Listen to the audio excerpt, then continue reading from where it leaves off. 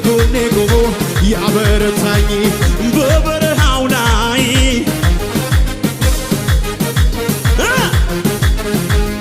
እየደጋገፈ ልለወጥ ነው አምልኮ የኒሼ እንዲህ ቆመ ነው እንዴት አለ ያኮ አጃራናሻ በጥብጠው ይረዳኝ ይረዳኝ ጩኸት የለም ለኢየሱስ ይረዳኝ ያገዘኝ ይረዳኝ እጆች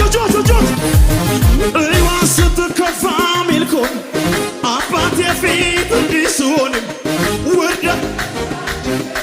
እሺ